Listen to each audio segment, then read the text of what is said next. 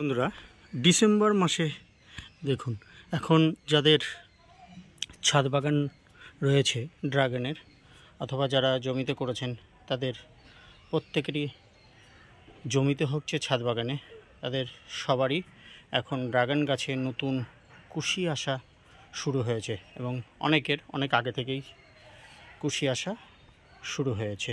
দেখুন বন্ধুরা, আমরা নভেম্বর মাসে যে পরিচর্যাটা করেছিলাম সেটা হচ্ছে কি, দেখুন এই ক্যারেটেই দেখায় আপনাদের,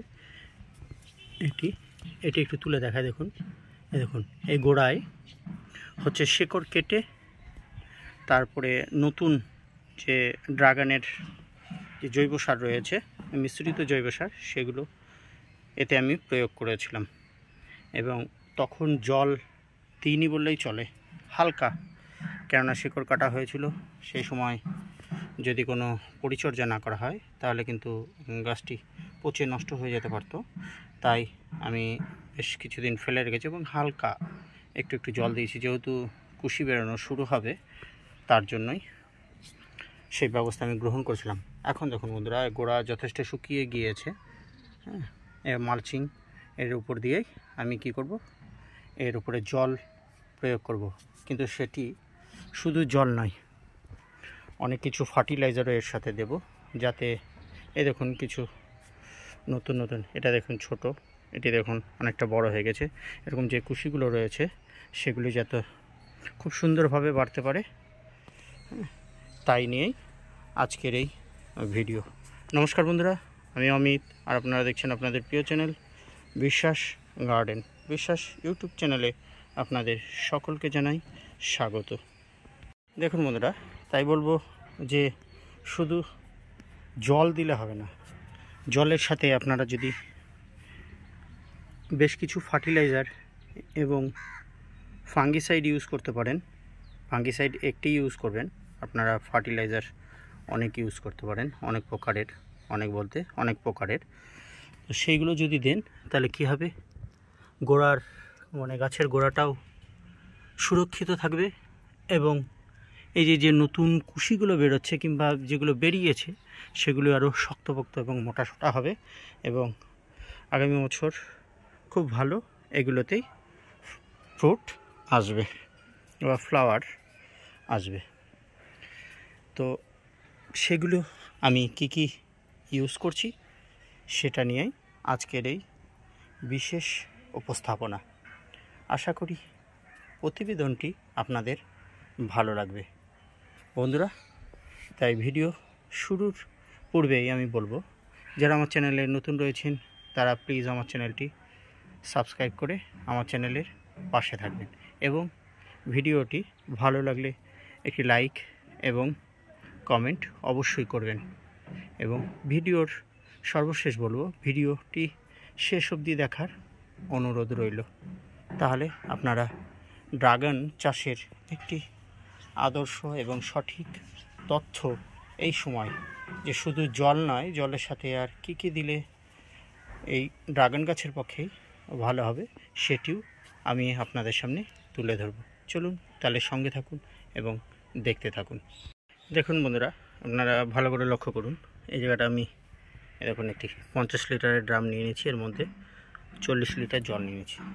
আমার এর থেকে বেশি জল এখানে লাগতো, তবু দেখুন আমি দেখুন ভালো করে লক্ষ্য করুন, আমি গোড়াতে হালকা পরিমাণ একটু দিয়ে দিয়েছি জল। এবার কি হবে, আমি এই ফার্টিলাইজার এবং ফাঙ্গিসাইড যুক্ত যে মিশ্রিত জল সেটি আমি এই ড্রাগন গাছের গোড়ায় ব্যবহার করব, তাহলে অল্পতেই আমার পুরো বাগানটা কভার হয়ে যাবে। চলুন দেখে নিই কী দেবো। দেখুন বন্ধুরা, প্রথমে যেটি দেব, যেহেতু শিকড় কাটা হয়েছিল তার জন্য দেখুন হিউমিক অ্যাসিড, মাটির উর্বরতা শক্তি বাড়িয়ে দেবে এবং শিকড়ের বিকাশ ঘটাবে এবং মাটি থেকে সব এক্সেস খাবারগুলো রয়েছে সেগুলো গাছকে সংগ্রহিত করাবে। দেখুন এটি আমি পার লিটার জলে 2 ml করে নিয়ে নেব, আপনারা একটু বেশি দিলেও কোনো অসুবিধা নেই। এরপরে আমি যেটি ইউজ করব আপনাদের বলছিলাম, দেখুন যেহেতু শেকড় কেটেছি তাই বেশি জল দিলে সেখানে ফাঙ্গাস লাগতে পারে, এবং শীতের সময় যেহেতু এখন শিকড় ছাড়তেও একটু সময় লাগবে, তাই আমি যেটি নিয়ে নেব এটি দেখুন বন্ধুরা, এটি আমার হাতে যেটি দেখতে পাচ্ছেন, দেখুন ভালো করে লক্ষ্য, রেডোমিল গোল্ড। জানেন এটি একটি সিস্টেমিক ফাঙ্গিসাইড। এর মধ্যে রয়েছে মেটালেক্সিল 4% এবং 62% রয়েছে ম্যানকোজেব। যে ম্যানকোজেব হচ্ছে কন্ট্যাক্ট বেস আর মেটালেক্সিল হচ্ছে সিস্টেমিক, তাই দুটো ফর্মে কাজ করবে। এটি খুবই ভালো কাজ করবে। আপনারা যদি ড্রিঞ্চিং হিসাবে এটি দিতে পারেন গাছের গোড়ায়, আপনারা উপরেও এটি ফলিয়ার স্প্রে করতে পারেন। এটি ডোজ হচ্ছে পার লিটার জলে 2.5 গ্রাম, এটিও আমি দিয়ে দেব। এবং এরপরে আমি সর্বশেষ যেটি ইউজ করব সেটি দেখুন বন্ধুরা, দেখুন এখন আপনারা আরেকটা জিনিস দেখায় আপনাদের, দেখুন গাছের উপরগুলো দেখুন সবুজ সতেজ রয়েছে, তবু এটি দেখুন বন্ধুরা, এটি কিন্তু হলুদ হয়নি, এটি ভেরিগেটেড।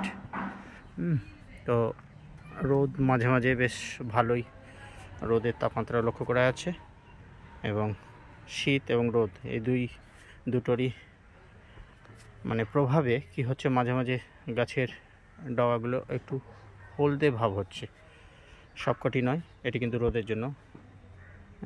তো তার থেকেও বাঁচার জন্য এবং গাছকে আরও সবুজ এবং সতেজ করার জন্য কি করব আমরা, যেটি ব্যবহার করব সেটি হচ্ছে দেখুন, দেখুন বন্ধুরা, এটি হচ্ছে ম্যাগনেসিয়াম সালফেট। এটি আমরা ব্যবহার করব।